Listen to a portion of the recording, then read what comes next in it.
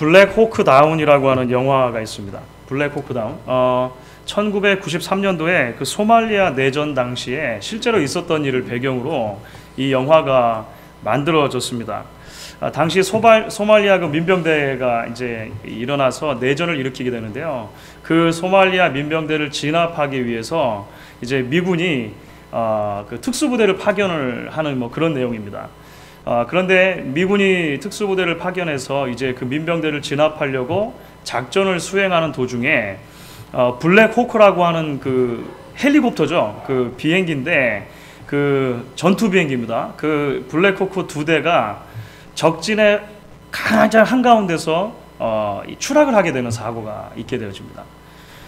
그래서 이제 미국이 이것을 어떻게 처리할까 생각을 하다가 이제 굉장히 많은 병력을 보내가지고 그 헬기에 타고 있었던 미군들, 병사들을 이제 구해내기로 그렇게 작전을 세우고 실제로 이제 그렇게 구출을 한 사건이 1993년도에 있었다라고 하는 것이죠. 그 영화를 보다 보면 거기에 있는 몇 명을 살리기 위해서 수많은 군대가 파송이 되어지고 그 군대에 상당히 많은 사람들이 그 피해를 보는 것을 보게 되어집니다. 그러니까 몇 사람 살리기 위해서 그 많은 사람들을 보내가지고 그렇게 희생을 감수할 만한 것인가라고 하는 생각이 마음에 들 정도라고 하는 것입니다. 실제로 그 영화에서도 이제 그렇게 그 질문을 제기하는 사람들이 있죠. 도대체 이 작전이 어떤 효과가 있겠습니까? 이 작전이 과연 그만한 실효성이 있는 것입니까? 이렇게 묻는 사람들이 생긴다라고 하는 것입니다. 그때 그 영화를 보면 전체 작전을 다 총괄하는 지휘관이 있는데 그 지휘관이 이렇게 말을 하는 장면이 나옵니다. I will never fail my people. I will never fail my men. 무슨 말입니까? 나는 내 병사들 중에 하나라도 포기하지 않겠다. 멋지죠? 그래가지고요, 하여간 다 구출해 냅니다. 다 구출해 내가지고 이게 실제로 있었던 그 내용인데 하여간 그렇게 된다라고 하는 것입니다. 어떤 희생을 감수하고서라도 나의 병사들 내가 구해내고야 말겠다. 확고한 의지가 담긴 그런 말이 아닌가 싶습니다. 우리가 지금까지 호세아서를 쭉 살펴보고 있는데요. 호세아서에는 하나님을 소개해 주면서 굉장히 다양한 모습으로 하나님을 그려주고 있는 것을 볼 수 있습니다. 때로 하나님은 신실한 남편으로 그려지기도 합니다. 그런데 이 남편이 도대체 어떤 남편입니까? 결혼관계가 성립되었으면 서로가 서로를 향해서 신실해야 되는 언약에 매이게 되는 것이죠. 그런데 이 아내가 결혼을 했는데 아내가 신실하지 못한 거예요. 그래서 바람을 피고 다른 데로 도망을 가고 그랬습니다. 그럼에도 불구하고 이 남편은 그 아내를 끝까지 쫓아가서 다시 사오고 끝까지 사랑해주는 그런 남편으로 묘사되기도 합니다. 때로 하나님은 아버지로 묘사되기도 합니다. 근데 어떤 아버지입니까? 전혀 볼품없고 전혀 사랑해줄 만한 가치가 없는 들판에 있던 버려진 고아를 데려다가 입양하고 그 입양한 아들을 끝까지 사랑하고 보살펴주는 아버지의 모습으로 또 등장하는 것을 우리가 보게 되어집니다. 이제 오늘 우리가 함께 살펴본 말씀은요, 사실 그동안 이제 호세아서의 말씀이 반복되어지는 내용이 굉장히 많았습니다. 주로 어떤 내용이 반복되어졌냐면 심판에 대한 메시지, 이스라엘에 대해 범죄를 지적하는 메시지, 이런 것들이 계속 반복되어졌는데요. 이제 호세아서에서 마지막으로 이제 이스라엘 백성들을 향한 그 심판의 메시지가 오늘 본문에 이제 나타나게 되는 것입니다. 14장으로 넘어가게 되면 이제 그 호세아서 전체를 마무리하면서 이제 희망의 메시지, 소망의 메시지, 구원의 메시지가 좀 더 명확하게 드러나게 돼요. 근데 오늘 본문 가운데서는 이제 마지막으로 하나님께서 이스라엘 백성들에게 다시 한번 심판을 선포하신다라고 하는 것입니다. 심판이 너무 확실한 거예요. 왜냐하면 이스라엘 백성들이 범죄했기 때문입니다.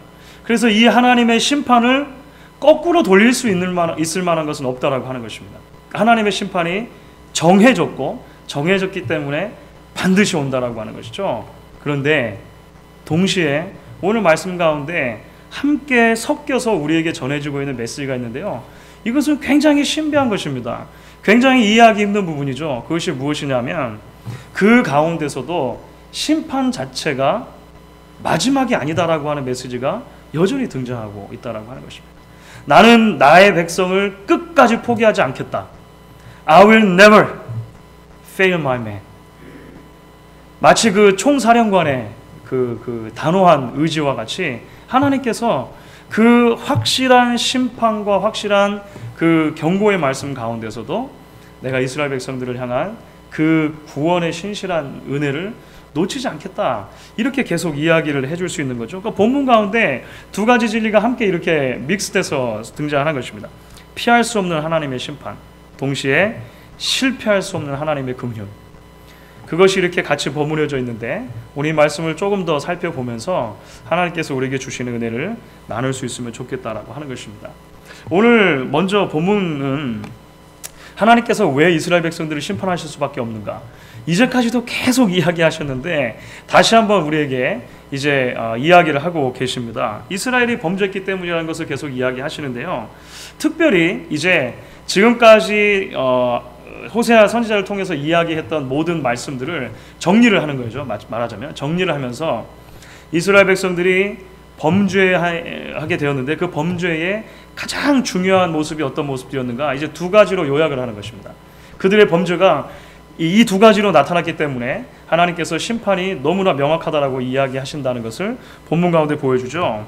첫 번째가 무엇이냐면 구원의 은혜를 잊어버렸다는 것입니다. 하나님의 구원의 은혜를 잃어버렸다는 거예요. 그게 4절부터 6절까지 나옵니다.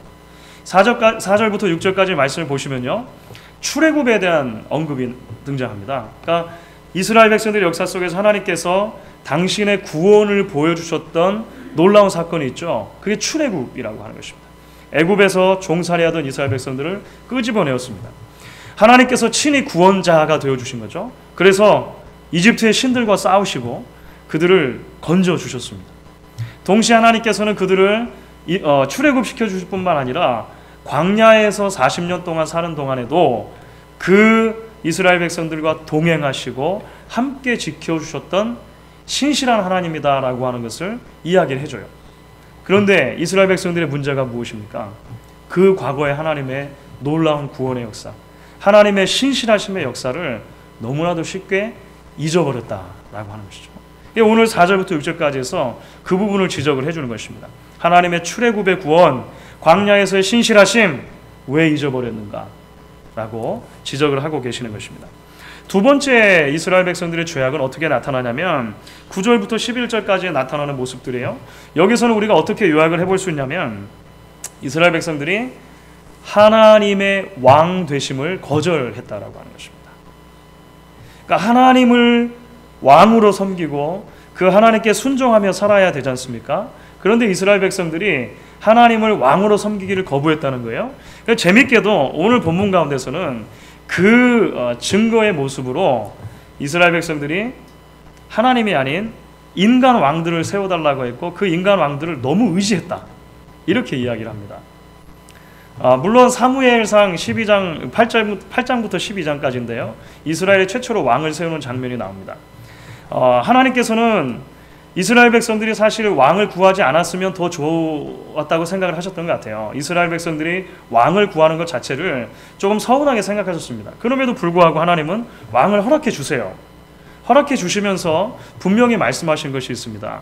이스라엘이 다른 민족들과 마찬가지로 왕을 구함으로 내가 인간 왕을 세워주지만 하나님 앞에서 멸망하지 않고 살아남을 길이 하나가 있다. 인간 왕도 하나님을 큰 왕으로 섬겨야 하고 백성들도 인간 왕만 바라보는 것이 아니라 참된 왕, 영원한 왕이신 하나님을 바라보고 살아야 된다. 그것이 사무엘상 8장부터 12장까지 나오는 왕정을 처음 세웠을 때 그 왕정에 대한 이상으로 하나님이 주신 말씀입니다.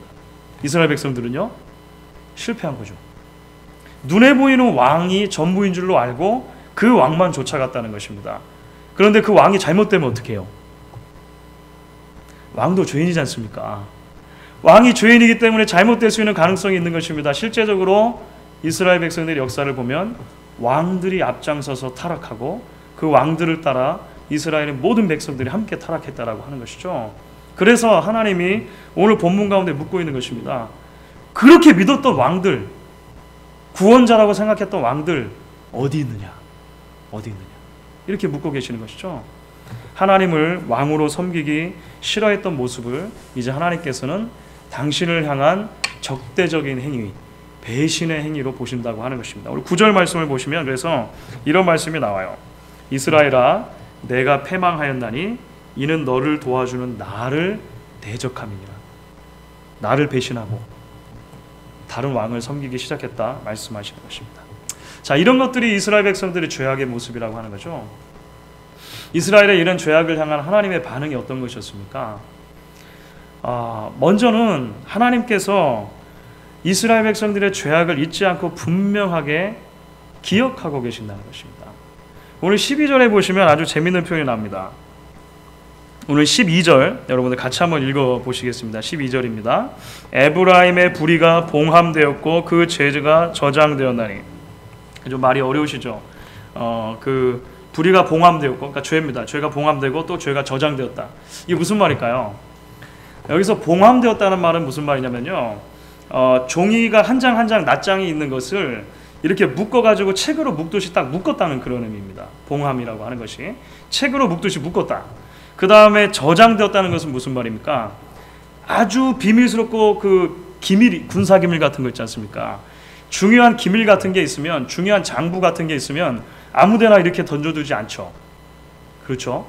가게의 중요한 장부라든지 집안의 중요한 비밀 또는 국가적으로 중요한 기밀이 있으면 어디 비밀한 장소에다가 잘 보관해 두겠죠. 금고 같은 데다가 있지 않습니까? 비밀 서고에다가 잘 넣어두는 것이 바로 저장해 두었다, 이렇게 말하는 것입니다. 그러면 여러분들 오늘 12절 말씀 속에서 어떤 이미지가 떠오르십니까? 하나님께서 이스라엘 백성들의 죄를요 다 기록하신 거예요. 다 기록. 그렇죠. 그러니까 낱장 다 기록하셔가지고 나중에 어떻게 했어요? 이름을 다 묶어가지고 책으로 만들, 책으로. 그 다음에 어디다 놔요? 군사 기밀 보관하듯이 이것을 아주 은밀한 곳에 아무도 이것을 뺏어가지 못하도록 잘 보관해 두시는 모습처럼 등장한다는 것입니다. 우리가 지난주, 지지난주에 걸쳐서 이스라엘 백성들의 죄악을 우리가 이야기할 때 야곱의 삶과 비교하시는 것을 들었어요. 여러분, 야곱은요 평생 동안 하나님도 속일 수 있을 것처럼 생각하며 살았습니다. 내가 눈에 보이는 사람들 다 속이고, 그리고 결국은 하나님도 속일 수 있을 것처럼 살았다고 하는 것이죠. 그 야곱의 모습이 이스라엘의 모습과 같았다고 하는 것입니다.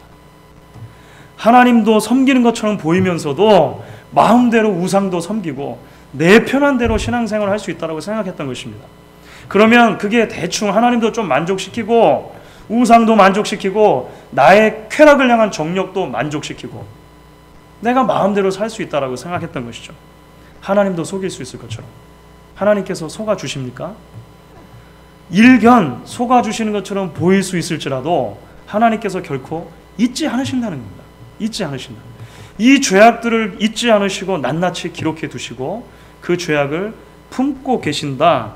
오늘 굉장히 두려운 말씀이죠. 사실 12절에서 그렇게 우리에게 이야기를 해주고 있다라고 하는 것입니다. 하나님께서 이스라엘 백성들의 죄악을 잊지 않으시고 계속해서 이제 기록하고 저장해 두신 결과가 무엇입니까? 여러분들 그런 실험 아시죠? 이 잔에 이렇게 물이 가득 차 있으면 거기다가 이제 한 방울씩 떨어뜨려 가지고 계속 이제 물이 차올라 갑니다. 그런데 쉽게 넘치진 않아요. 그렇죠? 물방울 한 방울씩 올려놓으면 계속해서 이게 이 표면에 장력이 있어가지고요, 이렇게 물이 부풀어 오르죠. 물이 부풀어 올라요. 그래서 끝까지 버틸 때까지 버티는 것입니다. 그러다가 딱 한 방울이 딱 떨어졌을 때 이 포인트를 넘어가는 거죠. 그러면 와르르 쏟아지는 그런 거 있습니다. 그렇죠? 이런 포인트가 이제 왔다라고 하는 것이죠. 왔다라고 하는 것입니다. 하나님께서 이스라엘 백성들의 죄악을 그동안 그냥 속아주시는 것처럼 내버려 두시고 놔두셨는데, 이 쌓여져 있는 죄악이 이제 더 이상 가만 놔둘 수 없을 만큼, 그래서 하나님께서 진노하시고 이제 그 진노에 대한 결과로 심판하신다라고 하는 것을 이야기를 해주는 것입니다. 오늘 말씀 속에서 하나님의 심판에 대해서 기록하는데, 사실은 지금까지 나왔던 어떤 그 심판에 대한 묘사보다도 사실은 좀 잔혹합니다. 무섭습니다. 혹시 여러분들 읽으시면서 그런 걸 느끼셨습니까? 호세아서가 좀 읽기 어려워가지고 좀 이렇게 넘겨가시는 경우가 많은데요. 사실은요, 오늘 본문 속에서 하나님께서는 아예 자기 자신을 굉장히 무시무시한 어떤 것들에다가 비교하면서 아예 자신을 그렇게 소개하고 계세요. 자, 먼저 7절부터 8절을 한번 보시면 좋겠습니다. 7절과 8절 같이 한번 읽겠습니다. 그러므로 내가 저희에게 사자 같고 길가에서 기다리는 표범 같으니라. 내가 새끼 잃은 곰같이 저희를 만나 그 염통 거풀을 찢고 거기서 암사자같이 저희를 삼키리라. 들짐승이 저희를 찢으리라. 정말 무시무시한 말씀이죠. 하나님께서 스스로를 무시무시한 짐승에다 비유하고 계시는 거예요. 사자, 표범, 특별히 곰이 새끼 잃은 곰. 그렇죠. 밤에 수협에 마치고 집에 돌아가셨을 때 주차장에 토끼 한 마리만 있어도 깜짝깜짝 놀라시잖아요. 여름 동안에 토끼 굉장히 많았었는데 혹시 저희 집만 그랬나요? 아유, 깜짝깜짝 헤드라이트에 비춰 토끼 탁 붙이면은 깜짝깜짝 놀라죠. 만약에 여러분들 집에 갔는데 주차장에 저희 집 마당에 사자, 표범, 새끼 잃은 곰 막 이런 게 나타났다고 생각해보세요. 정말 만나기 싫은 짐승 중에 하나일 거 아니겠습니까? 그렇죠? 하나님께서 스스로를 그처럼 잔혹한 맹수에다가 스스로를 비교하고 계시는 것입니다. 이토록 잔인하게 이스라엘 백성들을 찢어밟으시겠다는 것이죠. 그 심판을 실행하시겠다, 이렇게 이야기를 하고 계십니다. 15절 16절에 가면은요, 하나님께서 스스로를 또한 어디에다가 비교를 하고 계시냐면 무시무시한 동풍에다가 비유하고 계십니다. 사실 뭐 바람이 불면 좋겠지 이렇게 생각하실지 모르겠습니다만 이것은 죽음을 가져오는 바람입니다. 그러니까 모든 곡식과 샘을 다 바싹바싹 말려버리는 그런 죽음의 바람이 있잖아요. 15절에 보시면 그 바람을 여호와의 바람이다 이렇게 표현해요. 그런데 이 여호와의 바람은요, 죽음의 바람이죠. 죽음의 바람. 이 여호와의 바람이 어떤 일을 가져옵니까? 오늘 16절 말씀입니다. 16절에도 굉장히 잔혹한 말씀이 등장하죠. 한번 같이 읽어보겠습니다. 사마리아가 그 하나님을 배반하였으므로 형벌을 당하여 칼에 엎드려질 것이요 그 어린아이는 부서뜨리우며 그 아이벤 여인의 배가 갈리우리라. 여호와의 동풍, 여호와의 바람이 불 때 어떤 일이 일어나는가? 이처럼 참혹한 살육이 벌어질 것이다. 그것이 언제 일어나게 됩니까? 아수르가 침공해서 이제 북왕국 이스라엘이 멸망할 때 실제로 그런 일이 일어났다라고 하는 것이죠. 다시 한번 무시무시한 그 심판의 그림을 우리에게 보여주고 있는 것을 볼 수가 있는 것입니다. 사랑하는 여러분, 오늘 이러한 하나님의 말씀을 통해서 우리가 보게 되어지는 진리는 무엇입니까? 무엇보다도 오늘 이런 무시무시한 하나님의 심판의 메시지를 통해서, 그리고 그 죄에 대한 하나님의 그 끝까지 기록하시고 쌓아두시고 이런 표현들 있지 않습니까? 이런 부분을 통해서 우리가 무엇을 발견하게 되냐고 하는 것입니다. 그것은 바로 죄의 심각성이라고 하는 것이죠. 그리고 그 죄의 심각성에 대한 하나님의 심판입니다. 그러니까 죄라고 하는 것은 너무나도 하나님 앞에서 심각한 것이기 때문에 하나님께서 그 죄를 그냥 덮는 것만으로 해결될 수 없다라고 하는 것입니다. 반드시 죄에 대해서는 하나님께서 책임을 물으시고 심판이라고 하는 모습으로 징계하셔야 된다라고 이야기를 하는 것이죠. 여러분, 이게 왜 그렇겠습니까? 왜 하나님께서는 죄를 막 낱낱이 기록해 두시고, 이게 좀 충격적이잖아요, 그죠? 다 낱낱이 기록해 두신 다음에 나중에 책으로 모아가지고 비밀 공간 같은데 잘 넣어두시고, 막 마치 가끔 꺼내서 막 이거 묵상하시고 이런 것처럼 생각되잖아요. 하나님 왜 그러십니까? 사랑의 하나님이신데 넘겨주시면 좋지 않습니까? 하나님의 거룩이라고 하는 성품 때문에 그렇습니다. 하나님의 거룩. 하나님께서 거룩하시다라고 하는 것은 죄가 전혀 없으시다고 하는 것이고, 그 하나님께서 어떠한 모양의 죄와도 함께 하실 수 없다는 것이 그 안에 이미 전제되어 있는 것입니다. 여러분, 우리 미국에서는 여름철에 반딧불을 많이 볼 수 있습니다. 굉장히 흔하죠. 반딧불 여름철에 미국에서 보는 것은 별로 어려운 일이 아니라고 하는 것입니다. 그런데 아십니까? 한국에서는 몇 해 전에 이 반딧불이 천연기념물로 제정됐어요. 천연기념물. 왜 천연기념물로 지정됐을까요? 보기 힘드니까. 그렇죠. 보기 힘드니까. 보기 힘드니까 그런 것입니다. 그럼 한국에서는 왜 반딧불 보기 힘든 것입니까? 네, 공기오염 때문입니다. 공기오염. 반딧불은 굉장히 공기가 청정한 지역에만 살 수 있는 벌레인 거죠. 네. 그래서 이 반딧불은 조금이라도 공기가 더러운 곳에 노출되면 견디지를 못하는 거예요. 죽어버리는 것입니다. 그래서 한국에도 아주 공기가 맑은 강원도 쪽, 뭐 군부대 안에 이 정도 가야 이제 반딧불 구경할 수 있는 거죠. 그래서 천연기념물이 된 것입니다. 하나님의 거룩의 성품은 이거와 비슷한 것이요. 하나님의 거룩이라고 하는 것은 너무나도 거룩하고 완전하셔서 그 어떠한 형태의 죄나 악도 견딜 수 없는 것이 하나님의 거룩이라고 하는 것입니다. 그렇기 때문에 하나님의 거룩은 하나님의 공의, 정의라고 하는 성품과 연관이 되는 거예요. 곧바로 연결이 되는 것입니다. 여러분, 정의로운 사회는 어떤 사회입니까? 사람들이 자기가 일하고 일한 만큼 땀 흘려서 돈을 벌고 뭐 그런 사회가 될 수도 있겠고요. 동시에 정의로운 사회에 아주 중요한 것은 뭐냐면 특별히 죄를 짓는 사람이 있었을 때 지휘고하를 막론하고 법에 따라서 그 죄가 적당하게 그 처벌을 받고 그 처벌에 대한 나중에 결과를 보고 이렇게 하는 것이 정의로운 사회인 것이죠. 만약에 범죄한 사실이 발견됐다 하더라도 그것이 지위나 사회적인 지위나 혈연이나 지연이나 뭐 학연이나 여러 가지 이유로 해가지고 그 법이 집행되지 않는다면 인정이 많은 사회라고는 이야기할 수 있겠지만 정의로운 사회라고 이야기할 수 있겠습니까? 그렇게 하기는 힘들죠. 공의로운 사회는 아니라고 하는 것입니다. 하나님의 공의는 죄가 있으면 그냥 덮는 것이 아니라 그 죄를 지적하고 그 죄를 해결해야, 그 죄에 대해서 심판을 해야 하나님의 공의의 성품이 이제 만족된다라고 성경이 이야기를 하는 것입니다. 오늘 우리가 함께 읽는 본문 가운데 하나님의 심판에 대한 구체적인 모습들이 나오면서요, 굉장히 잔인하고 극단적인 모습들, 그런 표현들을 사용하고 있습니다. 우리에게 충격적인 만큼 이 하나님의 말씀을 처음 받아서 읽는 이스라엘 백성들에게도 충격적이었겠죠. 사실 얼마나 무시무시한 말씀입니까? 이것을 통해서 결국 본문이 이야기하려고 하는 것이 무엇이겠습니까? 죄가 그만큼 심각하다. 죄가 그만큼 심각하고 그 죄의 심판, 하나님의 진노를 피할 만한 사람은 그렇기 때문에 하나도 없는 것이다. 이것을 성경이 우리에게 이야기를 해주고 있다라고 하는 것입니다.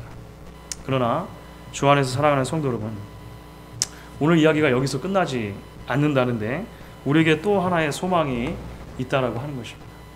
그러니까 공의의 하나님은 결코 죄를 그냥 두실 수 없는 것이죠.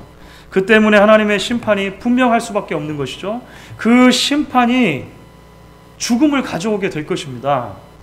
그런데 놀랍게도 그 심판이 가져오는 죽음이 마지막이 아닐 것이다 라고 성경에 우리에게 이야기를 하고 있다고 하는 것입니다. 이거 아주 재밌는 부분이죠. 오늘 14절입니다. 우리 14절 말씀을 같이 한번 또 읽도록 하겠습니다. 14절. 내가 저희를 음부의 권세에서 속량하며 사망에서 구속하리니 사망아 내 재앙이 어디 있느냐, 음부야 내 멸망이 어디 있느냐. 여러분들, 이 말씀이 의미하는 바가 무엇이겠습니까? 사망이나 죽음이 끝이 아니라고 하는 것입니다. 우리가 생각할 때는 사망이나 죽음이면 끝이지 않습니까? 더 이상 더 뭐가 있습니까? 그런데 하나님의 심판이 무시무시한 심판이기 때문에 분명히 이스라엘 백성들에게 사망을 가져올 것이지만, 죽음을 가져올 것이지만, 놀랍게도 하나님께서는 그것을 끝으로 보시지 않는다는 것이죠. 그것을 넘어서는 하나님의 은혜의 방편이 있다라고 이야기를 하는 것입니다. 여러분, 죄의 싹은 사망이 맞습니다. 그렇죠?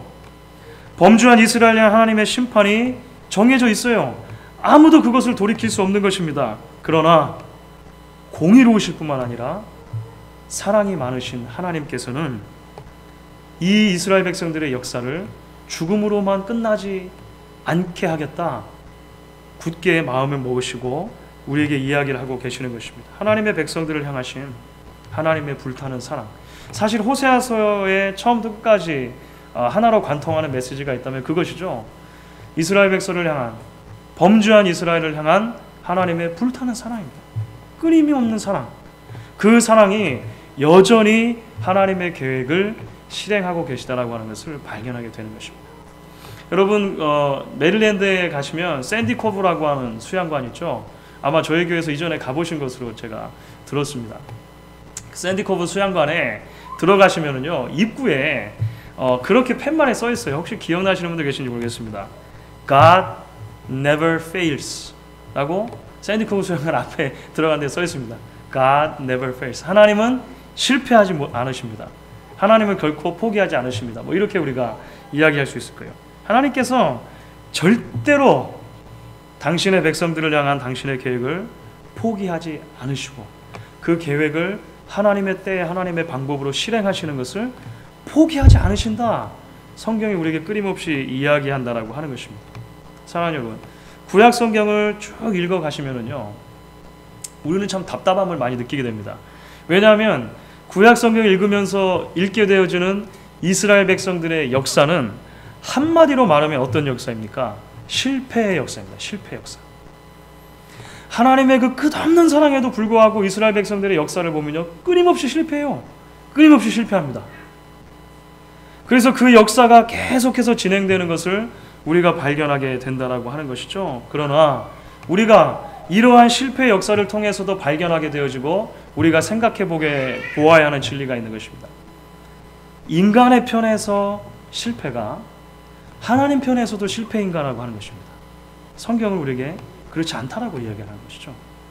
인간의 편에서 볼 때 분명히 실패일 수 있지만 하나님께서는 끝까지 당신의 구원의 계획을 이루어 주셔서 그것을 하나님의 승리의 이야기로 바꾸어 주신다라고 하는 것을 계속해서 우리에게 증언해 주고 있다라고 하는 것입니다. 오늘 본문을 통해서, 오늘 말씀을 통해서 우리가 계속해서 발견하는 진리가 무엇입니까?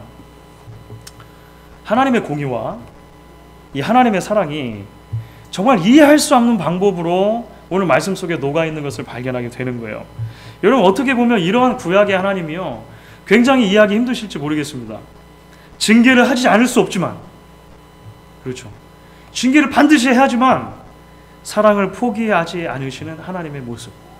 그러니까 차라리 이 백성을 다 징계해서 다 없애버리고 무로부터, 그렇죠, 하나님은 그 창조주 하나님 아니십니까? 그러니까 무로부터 다시 출발하셔도 되는 것 아니겠습니까? 그렇죠. 그런데 하나님께서는 그것을 원하지 않으셨다라고 하는 것입니다. 왜냐하면 하나님의 바꿀 수 없는 성품 가운데 공의의 성품과 사랑의 성품이 함께 들어있다라고 하는 것이죠. 이것이 놀라운 신비인데 이 놀라운 신비를 호세아서의 저자도 어떻게 설명할 수 없으니까 우리에게 나란히 놓고 우리에게 제시를 해주고 있다라고 하는 것입니다. 사랑하는 여러분, 이 하나님의 공의와 이 하나님의 사랑이 구약을 읽어가면서는 우리가 다 이해할 수 없죠. 그런데 어디서 비로소 이해되게 되어지는 시점이 오게 되어집니까? 바로 그것이 예수 그리스도의 십자가라고 하는 것입니다. 예수 그리스도의 십자가.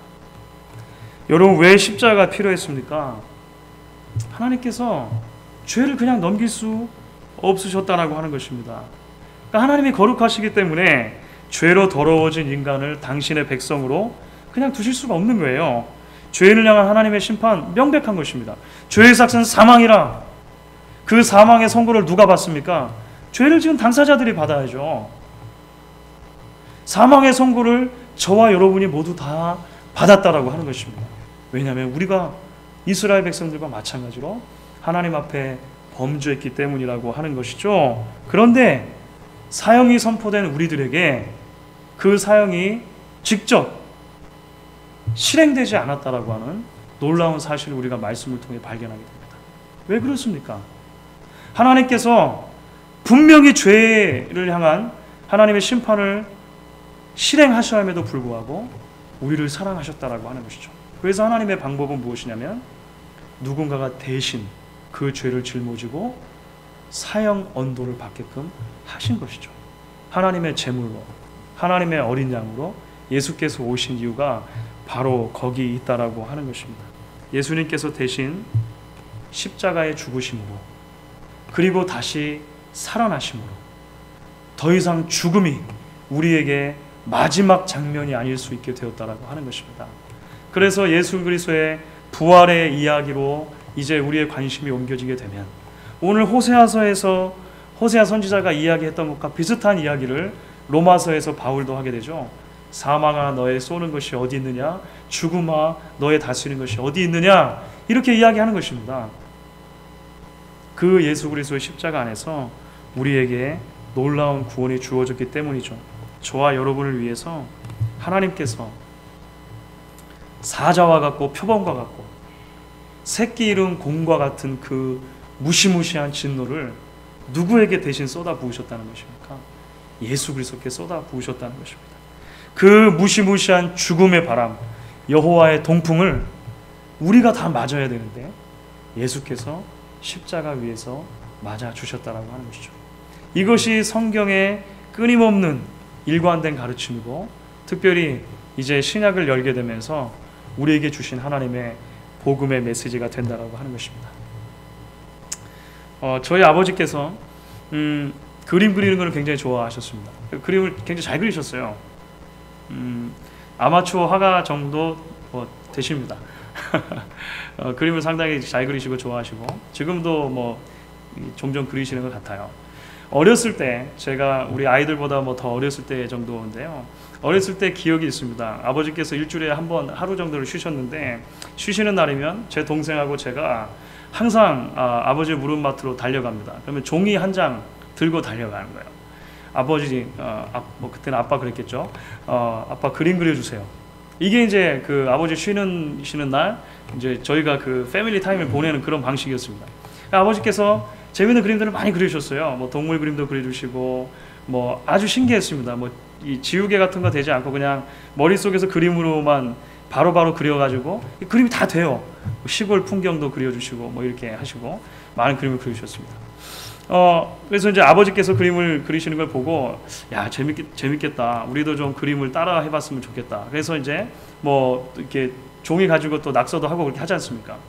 그런데 어린 시절이니까 머릿속에는 무슨 그림을 그리고 싶은 마음이 있어가지고 그림을 그리기 시작하는데요, 대개는 머릿속에 있는 것처럼 안 그려져요. 실패하는 거죠. 그래가지고 이제 한 번은 제가 그렇게 실패해서 에이 망쳤네, 종이를 버려야겠습니다 하고 이제 꾸겨서 버리려고 그렇게 했어요. 그런데 아버지께서 말씀하시는 것입니다. 이걸 왜 버려, 잠깐만 줘봐, 이렇게 하시면서 아버지께서 제가 실패한 그림이죠, 제가 망쳐놓은 그림인데 잘 안 그려진 그림에다가 그 위에다가 아버지께서 직접 선을 몇 개 긋기 시작하시면서 그림을 그리기 시작하셨어요.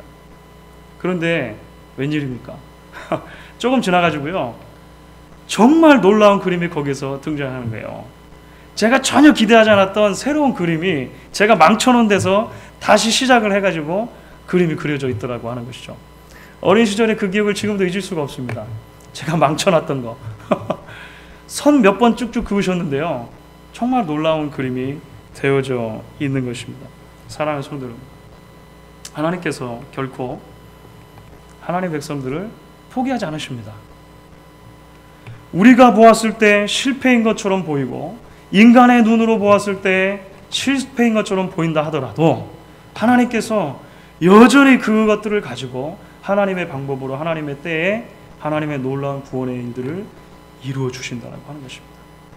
바로 예수 그리스도의 십자가에서 우리가 그 놀라운 하나님의 사랑과 하나님의 회복의 역사를 다시 한번 발견하게 된다고 하는 것이죠. 오늘 이 시간에 우리가 그 하나님께 감사하실 수 있기를 바라고, 그 하나님께 함께 나아가 찬양하고 기도할 수 있게 되어지기를 바라는 것입니다.